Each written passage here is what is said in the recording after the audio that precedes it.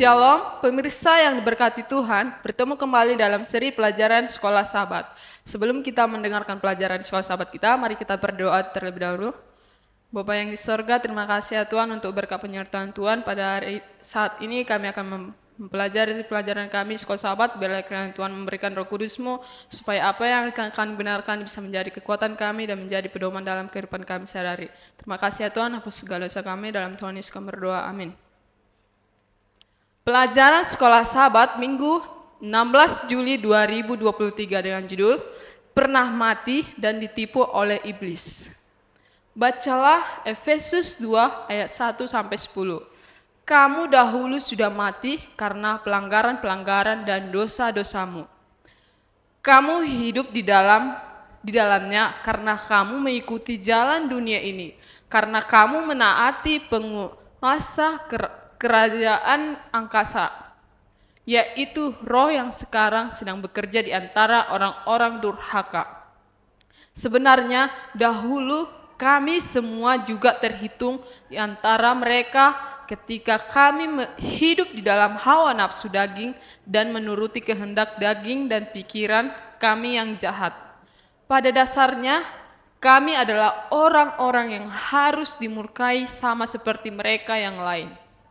Tetapi Allah yang kaya dan rahmat, oleh karena kasih-Nya yang besar, yang melimpahkannya kepada kita, setelah menghidupkan kita bersama-sama dengan Kristus, sekalipun kita telah mati oleh kesalahan-kesalahan kita, oleh kasih karunia kamu diselamatkan. Dan di dalam Kristus Yesus, Ia telah membangkitkan kita juga dan memberikan tempat bersama-sama dengan Dia di surga, supaya pada masa yang akan datang Ia menunjukkan kepada kita kekayaan kasih karunia-Nya yang melimpah-limpah, sesuai dengan kebaikan-Nya terhadap kita dalam Kristus Yesus.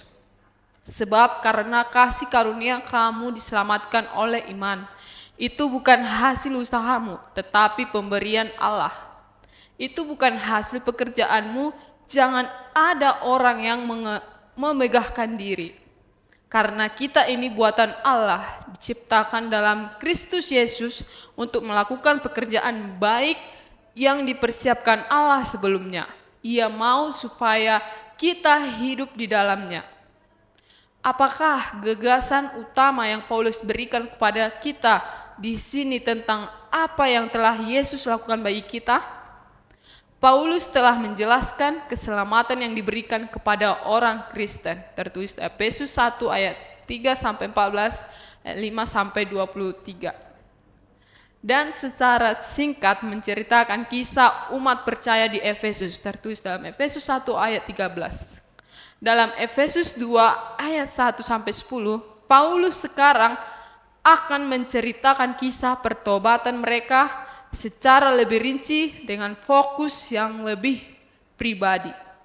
Ia membandingkan keberadaan mereka yang berdosa di masa lalu, tertulis dalam Efesus 2 ayat 1-3, dengan berkat keselamatan Allah yang ia gambarkan sebagai keikutsertaan dalam kebangkitan, kenaikan, dan peninggian Kristus, tertulis dalam Efesus 2 ayat 4-7. Dan ia memuliakan dasar keselamatan itu dalam kasih karunia dan karya kreatif Allah, tertulis dalam Efesus 2 ayat 8-10.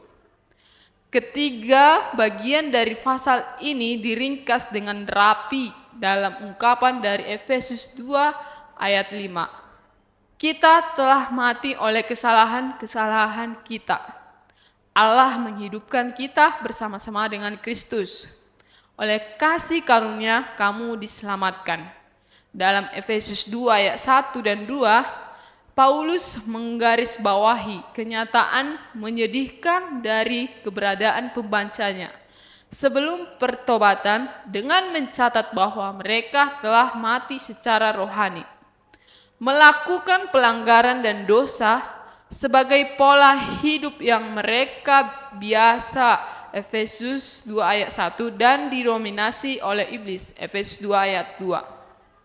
Karena Paulus menulis kepada orang-orang yang hidup, ia menyebut mereka pernah mati.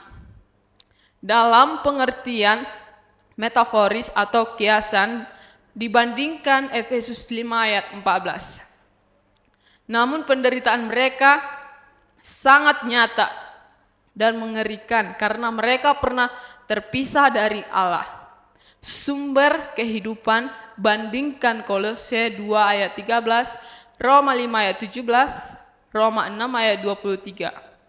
Merefleksikan kehidupan masa lalu, para pendengarnya Paulus memperkenalkan dua kekuatan eksternal yang mendominasikan mereka.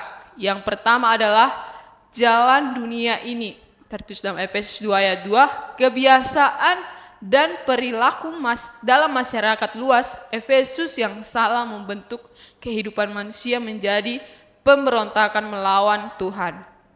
Iblis digambarkan dalam dua cara sebagai kekuatan eksternal kedua yang mendominasikan keberadaan mereka sebelumnya.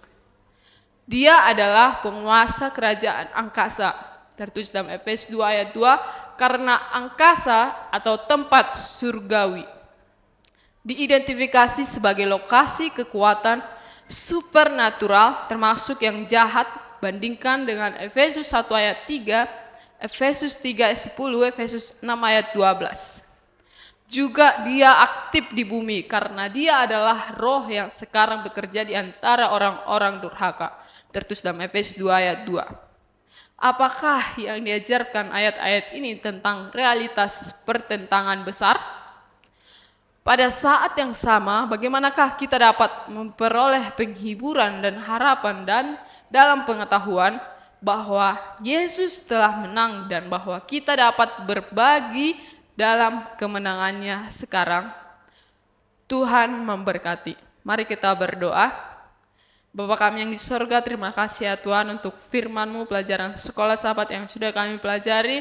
Ini akan mengubah hidup kami, biarlah kiranya Tuhan memberkati kami supaya firman ini bisa kami lakukan dan menjadi kekuatan dalam kehidupan kami sehari-hari. Terima kasih ya Tuhan, hapus segala dosa kami, dalam Tuhan Yesus kami berdoa. Amin.